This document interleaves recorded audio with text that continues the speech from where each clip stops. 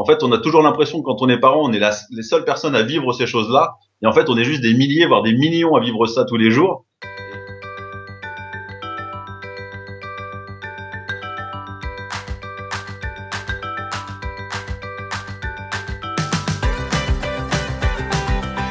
Il y a 18 mois à peu près, j'avais un petit peu de temps et donc je regardais s'il y avait des choses sur le net tenues par des pères et drôles. Et il y avait deux, trois petites choses, dont les pères indignes qui sont vraiment super. D'ailleurs, je vous invite à les regarder. Mais à part ça, il y avait vraiment pas grand-chose tenu par un père et drôle. Donc j'ai décidé de créer une page Facebook. Et ça a pris, ce qui fait qu'aujourd'hui, il y a à peu près 240 000 personnes qui suivent la page Facebook. Et donc sur cette page, c'est assez simple, on retrouve des choses drôles, parfois engagées, mais vraiment à destination des parents, histoire de rigoler un bon coup une fois que les enfants sont couchés et de reprendre de l'énergie pour le lendemain retourner faire notre éducation auprès de nos enfants. Il y a des citations exclusives que j'ai écrites moi-même, et puis il y a aussi le meilleur du web pour les parents.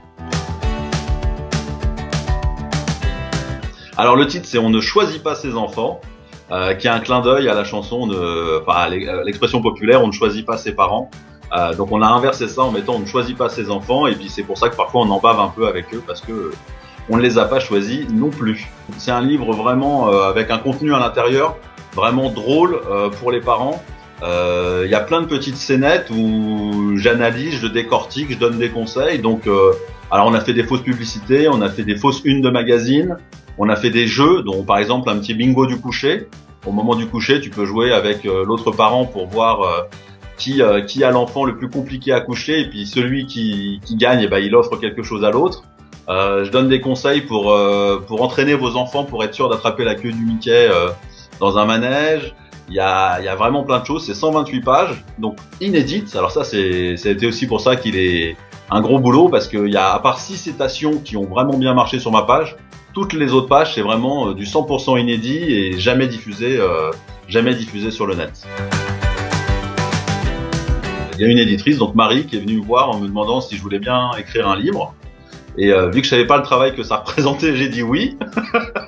Et puis après, j'ai bossé dessus durant plusieurs mois et il est sorti le 6 septembre 2017, donc il n'y a pas très longtemps. Les parents se retrouvent énormément dedans parce que c'est pas du tout un livre qui est culpabilisant, c'est vraiment quelque chose qui permet de décomplexer les parents.